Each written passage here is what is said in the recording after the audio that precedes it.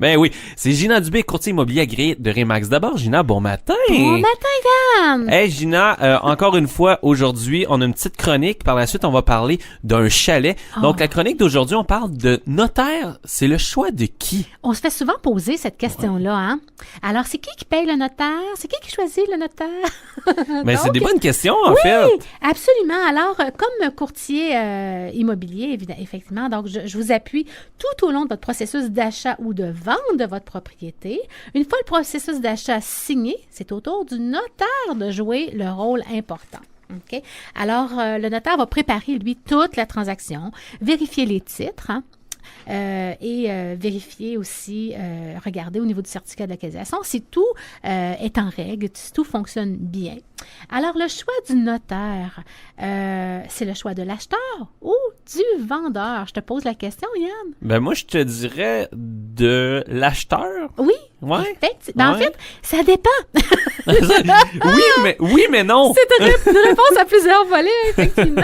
Alors, on dit dans la plupart des cas, c'est l'acheteur qui choisit le notaire. Alors, si l'acheteur contracte un prêt hypothécaire pour payer la propriété ou s'il le paye comptant, donc en totalité avec ses économies, le choix de l'acheteur, lui, revient. Toutefois, si l'acheteur fait un solde de prix de vente, donc, c'est le vendeur qui va choisir son notaire. Qu'est-ce qu'un solde de prix de vente? Ça peut arriver des fois dans les immeubles commerciaux, c'est le vendeur qui va payer, en fait, qui va prêter une somme. OK? Donc, fait que c'est comme s'il va y avoir une deuxième hypothèque, ou des fois, ça peut être, il va prêter complètement. OK? Alors, donc, dans ce cas-ci, c'est le vendeur qui va choisir son notaire. C'est plutôt rare dans notre région qu'on fait des soldes de prix de vente, mais ça arrive. Donc, une entente peut également être prise entre les parties, comme par exemple, un vendeur pourrait exiger de faire affaire avec un notaire en particulier. Si l'acheteur signe une promesse d'achat et que tout le monde accepte le choix du notaire proposé, ben voilà, bingo, c'est fait. Ben oui. C'est bon à savoir parce que c'est vrai que c'est mélangé un petit peu, là. Dans les constructions neuves, ben c'est souvent le promoteur vendeur qui a le choix du notaire. Puis en fait, c'est vraiment pour faciliter toutes les charges, puis pour officialiser toutes les transactions, là, c'est vraiment. Donc, dans un cas comme ça, là, c'est le promoteur-vendeur qui va choisir son notaire. Donc, voilà. Fait que, voyez-vous, c'était une réponse à plusieurs volets. Alors, des conseils pour bien choisir son notaire. Alors, peu importe qui fait le choix du notaire ou qui paye les honoraires du notaire, le notaire est tenu par la loi d'être impartial auprès de chacun des parties de la transaction. Alors, ça, c'est vraiment le rôle du notaire. Pour trouver un notaire, en fait, en qui vous avez confiance, vous pouvez le demander, en fait, lors d'une transaction. Vous pouvez le demander aussi à un proche par référence. Vous pouvez également valider votre choix auprès de la Chambre du notaire du Québec, la Chambre des notaires du Québec. Donc, vous avez toute une liste qui est là et vous voyez aussi leur spécialité. Moi, je serais portée à ajouter aussi un autre petit point. C'est important aussi, quand on choisit un notaire, de choisir un notaire aussi qui va peut-être nous suivre aussi tout au long de notre vie. Hein? Donc, quand on achète une propriété, on pense aussi au mandat d'inaptitude, on va penser aussi au testament. Donc, c'est certain que si vous êtes jeune, ben ça serait peut-être peut-être envisageable de prendre un notaire, en fait, ou une équipe de notaires, où est-ce qu'il y a des notaires plus jeunes dans le groupe pour qu'ils soient en mesure de vous suivre tout au long de ces années-là. Ce n'est pas une obligation, c'est simplement une réflexion comme telle. Donc, voilà, c'est ça fait partie des éléments à réfléchir lorsque l'on choisit un notaire. C'est vrai, si on y va avec un notaire peut-être un petit peu plus âgé, puis après 5 ans, il prend sa retraite, puis... les dossiers vont se suivre parce que ils ont l'obligation que les études du notaire soient données à un autre notaire. Okay. Alors, ça se suit cependant, mais l'autre, tu le connais pas. C'est souvent, ça, exactement. Alors, c'est fait partie des petites réflexions comme telles. Donc, voilà. Alors, vous avez un projet d'acheter ou de vendre. Appelez-moi, Gina Dubé, courtier immobilier agréé de Remax d'abord au 819-583-3234 ou vous pouvez visiter mon site Internet. C'est quoi, Yann? www.ginadubé.com. Yeah! Si simple, Gina. Et Gina, si on a des questions, on peut te rejoindre et tout, mais si on veut acheter une maison aussi, on peut te rejoindre. Et là, tu nous parles d'un chalet aujourd'hui. Et quand tu m'as mentionné le chalet, je suis allé chercher sur ton site internet, j'ai vu ça, j'ai comme fait oh my God, c'est donc ben beau! C'est sur le chemin Guertin à 679 000 $. C'est magnifique! En fait, c'est sur le chemin Guertin à 349 000. Ah, j'ai manqué le prix! Oui. Ah, c'était pas la bonne maison! C'est pour ça! J'en ai un autre sur le chemin Guertin. J'en ai trois, en fait. Bref. Ben, j'ai pas ouvert la bonne. C'est vrai qu'ils sont tous les deux aussi magnifiques les uns que les autres, effectivement. Mais dans ce cas-ci, écoutez, l'adresse 332 chemin Guertin à Lambton, un beau chalet. Écoutez, moderne, construction 2004, comme on aime.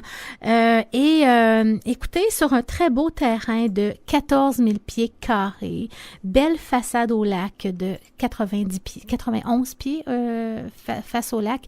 Orientation sud-ouest aussi. Alors, quand on parle d'orientation sud-ouest, c'est vraiment plein sud. Donc, on a notre plage est ensoleillée et on a les couchers du soleil. C'est extraordinaire. On adore ça. Ce qui est intéressant aussi sur le chemin Guertin, c'est qu'il y a toujours un petit vent.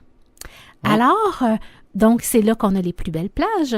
Et l'autre chose aussi, quand on regarde un chalet, on pense aux moustiques. Ben oui. Alors, on n'est pas une région qui a beaucoup de moustiques, cependant, mais quand on est au chalet et qu'on a des cèdres et des résineux et tout ça, ben écoutez, des fois, il peut y en avoir, mais avec le petit vent, ça vient de vraiment, peut-être pas éliminer, mais réduire ce petit inconfort. Donc, voilà. Oui. Alors, le chalet, vraiment intéressant. On parle ici, finissons. C'est vraiment chalet, hein. Donc, on arrive et puis, écoute, l'extérieur, là, c'est le toit mansardé, tu sais, c'est vraiment bien boisé tout autour. On voit pas trop les voisins. On a une super plage, une belle vue. L'intérieur est en pain, en planche de pain. Il y a vraiment de la place pour tout le monde. On a une chambre au rez-de-chaussée, une très belle mezzanine aussi au niveau du 2e étage. On a salle de bain complète et salle d'eau. Et le sous-sol est entièrement aménagé d'une belle salle familiale. Donc, écoutez... J'appelle plus ça un chalet, moi, à ce moment-là. C'est tellement beau. C'est vraiment bien. Oui, absolument. C'est vraiment un bel endroit. Prix demandé, 349 000.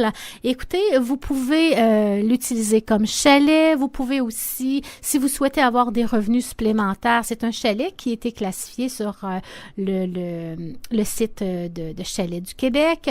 Donc, il y a ses étoiles et tout ça. Ça fait qu'écoutez, c'est vraiment très intéressant. Vous voulez avoir un petit revenu supplémentaire? Pourquoi pas? Ça fait 13 ans que le propriétaire a développé sa clientèle et ça peut vraiment... vous pouvez joindre l'utile à l'agréable aussi, dans ce cas-ci. Ben, c'est magnifique, Gina. Là. Sérieusement, on invite les gens à aller voir, là, parce que je parlais de l'autre tantôt qui était magnifique, là, mais en regardant ces photos-là aussi, c'est magnifique. Et comme je te disais, moi, je vois plus ça comme un chalet à ce moment-là. C'est quasiment une deuxième maison. Oui, Puis c'est ce que les gens veulent, en quelque part. Quand ils ont un chalet, écoutez... ils veulent pas trop faire de gazon, c'est la première chose. Donc, ils veulent l'intimité. Puis, écoutez, l'intérieur, il faut que ça soit assez confortable pour ne pas avoir à faire trop de travaux comme tel. Donc, puis ils veulent avoir un lac aussi. Alors, vous savez que le Grand Lac Saint-François mesure 28 kilomètres. Donc, on peut y faire de très beaux sports nautiques. L'hiver, vous pouvez faire de la pêche blanche aussi. Ce chalet-là, en fait, peut coucher jusqu'à 10 personnes. Oui, ça fait du bon à la shop. Ben oui, c'est ça. Donc, le sol, comme je vous disais, c'est aménagé d'une belle salle familiale. Il y a un foyer au gaz super sympathique. Le terrain est intime, une superbe vue, une superbe plage. Beau petit balcon aussi à l'avant. Il y a un bel espace sur le côté si vous voulez jouer au badminton. Donc, voilà. Fait qu'écoutez... belle occasion à saisir. Dans les bords de l'eau, dans cette catégorie-là, ils sont rares. Alors, donc voilà, fait que je vous invite à aller le visiter sur mon site internet sur www.ginadubé.com. Le prix 349 000, l'adresse 332 chemin Guertin-Lambton. Vous voulez le visiter, vous voulez avoir plus d'informations, vous m'appelez aussi au 819-583-3234. Justement, moi, quand je vois du bois comme ça dans un chalet, je trouve ça apaisant. Je trouve ça me détend. Je trouve ça magnifique. Absolument. Puis, écoutez, la plupart des gens qui ont des chalets en bois comme ça ne les peinturent jamais, hein, parce que justement, c'est pas d'entretien. Et c'est très apaisant, donc ça donne une autre dimension, en fait.